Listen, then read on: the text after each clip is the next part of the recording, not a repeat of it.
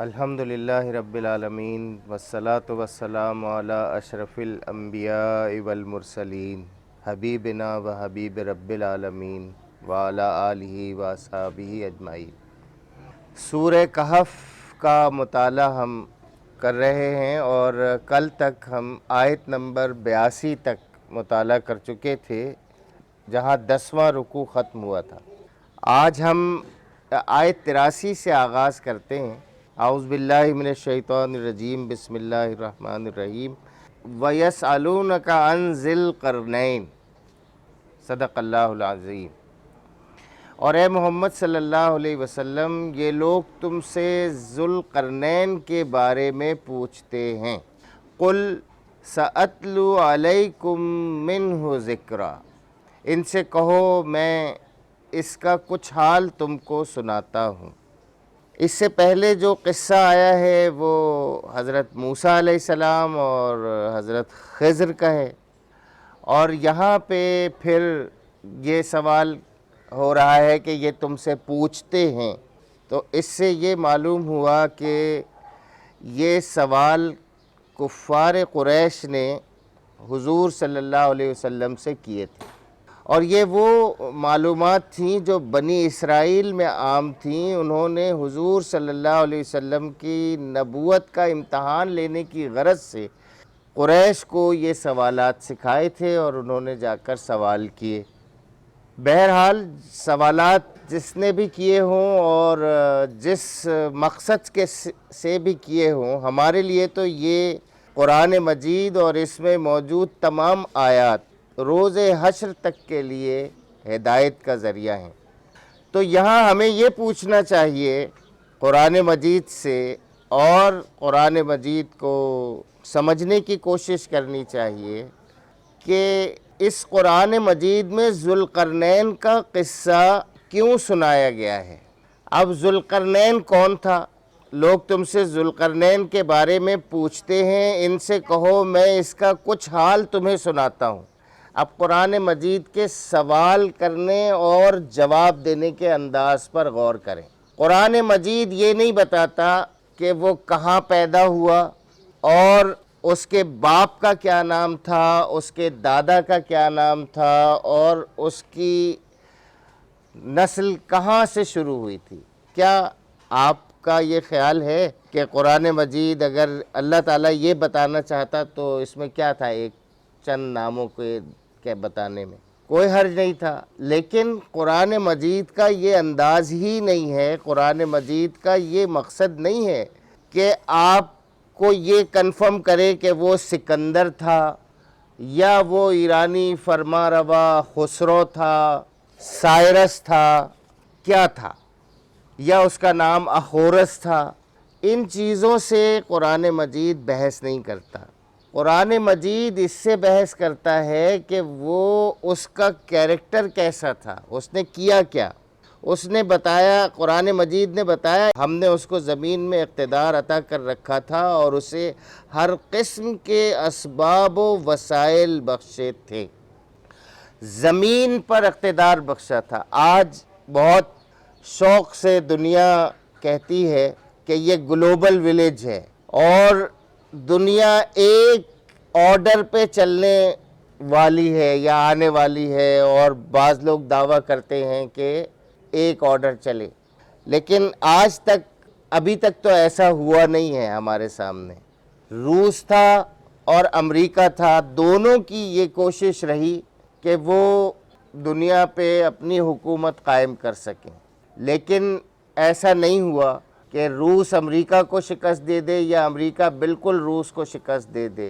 آج بھی روس بھی موجود ہے، اور امریکہ کے مقابلے پر چائنا بھی موجود ہے، اور دوسرے دعوے دار بھی موجود ہیں۔ لیکن قرآن مجید ہمیں یہ بتاتا ہے کہ ایک شخص ایسا رہا ہے جس نے مشرق سے مغرب تک اور شمال سے جنوب تک زمین کو فتح کیا تھا اور زمین پر حکومت کی تھی۔ تو یہ کوئی نئی بات نہیں ہے کہ آج اگر دنیا ایک پیج پہ آ جائے گی اور ایک حکم کے تحت ہو جائے گی، اس سے پہلے دنیا ایک پیج پر رہ چکی ہے، ایک حکم پر آ چکی ہے، اور وہ اقتدار کس نے عطا کیا تھا؟ ذوالقرنین کو اللہ تبارک و تعالیٰ نے۔ اِنَّا مَكَّنَّا لَهُ فِي الْأَرْضِ، ہم نے اس کو زمین میں اقتدار عطا کر رکھا تھا اور اسے ہر قسم کے اسباب و وسائل بخشے تھے۔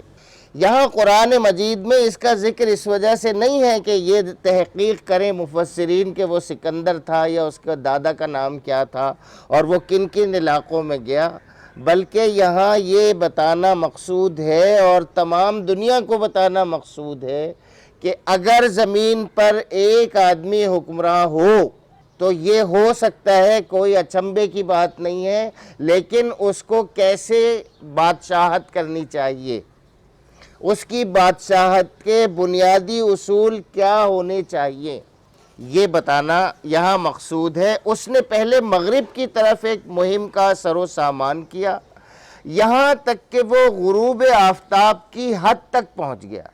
مطلب یہ نہیں ہے کہ آفتاب غروب ہو گیا، بلکہ مغرب کی بس ختم ہو گئی، خشکی ختم ہو گئی، تو اس نے سورج کو ایک کالے پانی میں ڈوبتے دیکھا اور وہاں اسے ایک قوم ملی۔ ہم نے کہا اے ذوالقرنین تجھے یہ مقدرت بھی حاصل ہے کہ ان کو تکلیف پہنچائے اور یہ بھی کہ ان کے ساتھ نیک رویہ اختیار کرے۔ دیکھیے اللہ تبارک و تعالیٰ قوت دیتا ہے تو اس میں اس کو یہ اختیار بھی دیتا ہے کہ وہ چاہے تو ان کو تکلیف پہنچائے اور چاہے تو ان کو سکھ دے۔ آپ اس پہ ہو سکتا ہے حیران ہوں کہ اس کو آپ کس طرح سے یہ اجازت دے سکتا ہے اللہ تعالیٰ کہ وہ دکھ پہنچائے۔ تو آپ کو جو آنکھیں دی ہیں اللہ تعالیٰ نے، یہ اللہ تعالیٰ نے آپ اس کے اوپر حکومت دے دی ہے نا، آنکھوں کے اوپر۔ اب آپ جیسے چاہیں اس کو استعمال کریں، اس کو آپ دکھ دیں یا اس کو سکھ دیں، اس کو آپ ہر وقت بری چیزیں دکھا کے اس کو دکھی کریں، یا اس کو آپ اچھی چیزیں دکھا کے اس کو سکھ میں لے کر آئیں، اور آپ اس کو تباہ و برباد کر دیں، اس کا خیال نہ کریں، یا پھر آپ اس کا خیال کریں۔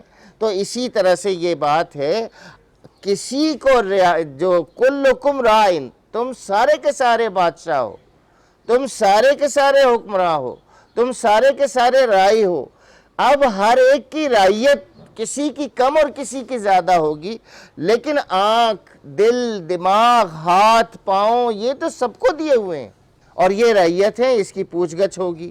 تو یہاں بات یہ ہو رہی تھی کہ وہ غروب آفتاب تک پہنچ گیا، یعنی مغرب کی زمین کا آخری سرا تک اس نے پکڑ لیا، اور اللہ تبارک و تعالیٰ نے اس کو کیا کہا، اس کو کیا اختیار دیا۔ اب یہ ضروری نہیں ہے کہ یہ اللہ تعالیٰ نے اس کو براہ راست کہا ہو یا اس کو کسی فرشتے کے ذریعے سے پیغام دیا ہو، اس لیے کہ قرآن مجید اور احادیث یہ ہمیں نہیں بتاتی کہ یہ کوئی پیغمبر تھا۔ اب تیسرا ذریعہ کیا ہو سکتا ہے؟ یہ ہر آدمی اپنے دل سے پوچھ لے، یہ ہر آدمی تک یہ حکم پہنچتا ہے۔ ہر وقت، ہر تھوڑی دیر میں کوئی نہ کوئی دو راہ آتا ہے، کوئی نہ کوئی نعمت ملتی ہے، کوئی نہ کوئی مشکل آتی ہے، وہاں جو اس کو خیال آتا ہے فوری طور پر، وہ اللہ تبارک و تعالیٰ کی طرف سے ہوتا ہے۔ یہاں اس وقت اس موقع پہ جو اس کو یہ خیال آیا، اللہ تبارک و تعالیٰ بتاتے ہیں کہ ہم نے اس کو کہا اے ذوالقرنین تجھے یہ قدرت بھی حاصل ہے کہ تو ان کو تکلیف پہنچائے یا ان کے ساتھ نیک رویہ اختیار کر۔ کیا مطلب ہے؟ ذوالقرنین نے یہ سوچا کہ آج مجھے اس قوم کے اوپر یہ طاقت حاصل ہے کہ میں چاہوں تو اسے آرام پہنچاؤں، چاہوں تو اسے تکلیف دوں۔ اللہ تعالیٰ اس کو اپنی طرف سے خیال بتا رہا ہے۔ مطلب کیا ہے کہ ہمارے ذہن میں بھی جو دو راہیں آتے ہیں اور جو نیک خیال آتے ہیں، وہ سب کس کی طرف سے ہوتے ہیں؟ وہ راستے اللہ تعالیٰ کی طرف سے دکھائے ہوئے ہوتے ہیں۔ اس نے کہا جو ان میں سے ظلم کرے گا، خود ہی اس نے یہ جواب بھی اپنے آپ کو دے دیا، جو ان میں سے ظلم کرے گا ہم اس کو سزا دیں گے۔ یہ ہے زمین پر امن، سکون اور شانتی قائم کرنے کا بنیادی اصول، کہ جو ان میں سے ظلم کرے گا اسے ہم سزا دیں گے، اور اس کو ہم تو تھوڑی ہی سزا دے سکتے ہیں، سزا سے پہلے ہم وہاں ایسا ماحول بنائیں گے کہ وہ اپنے رب کی طرف پلٹایا جائے، انہیں یہ یاد دلائیں کہ پھر وہ اپنے رب کی طرف پلٹایا جائے گا اور وہ اسے زیادہ سخت عذاب دے گا۔ یعنی یہ بادشاہ جو زمین پر، جس کو اللہ تعالیٰ نے پوری زمین پر حکومت دی تھی، اس کو کیا قانون سمجھایا تھا، اس نے کیا قانون مانا تھا کہ ایک دن سب کو پلٹ کے مر کے اپنے رب کے پاس جانا ہے، اصل حساب کتاب تو وہاں ہوگا۔ زمین کا سسٹم قائم رکھنے کے لیے یہاں میں ظالم کو اس کے ظلم کی سزا دوں گا، جو یہاں پہ دی جا سکتی ہے۔ آپ سب کو معلوم ہے کہ سارے ظلم ایسے نہیں ہوتے کہ اس کی سزا پوری کی پوری دی جا سکے، اسی لیے آپ عدالتوں میں سنتے ہوں گے کہ اس کو 100 مرتبہ پھانسی دو، اس کو 2 مرتبہ پھانسی دو۔ بھلا کسی کو 2 مرتبہ پھانسی دی جا سکتی ہے؟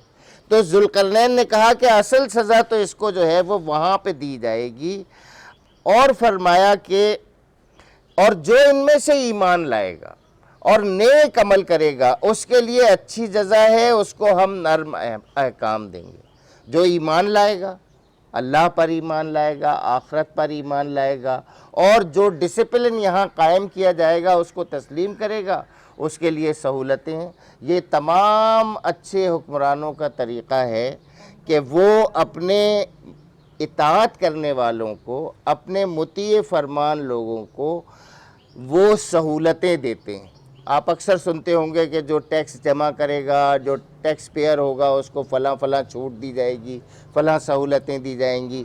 کسی نے اگر کسی خاص موقع پہ اگر ریاست کی مدد کی ہوتی ہے تو اس کو سہولتیں دی جاتی ہیں، کسی کے اجداد میں سے کسی نے اگر کوئی کام کیا ہوتا ہے تو ان کو سہولت دی جاتی ہے۔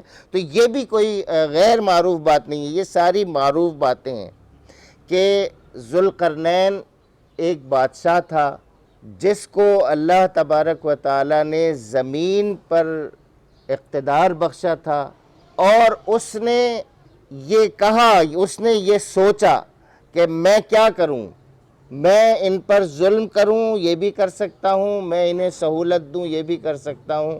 تو اس نے جو اپنے لیے اصول بنایا وہ یہ تھا کہ جو ان پر جو ظلم کرے گا اس کو سزا دیں گے، اور پھر وہ اپنے رب کی طرف پلٹایا جائے گا، اور جو ایمان لائیں گے اور نیک عمل کریں گے ان کے لیے جزا بھی ہے، اچھی جزا ہے، اور ان کے لیے احکام میں نرمی ہے۔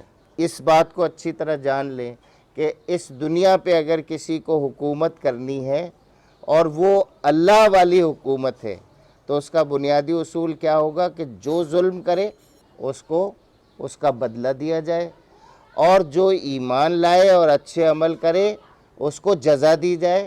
تو سزا اور جزا دونوں کا نظام اس دنیا میں قائم کرنا، اور جو حقیقی سزا اور جزا ہے وہ آخرت کے لیے رکھنا۔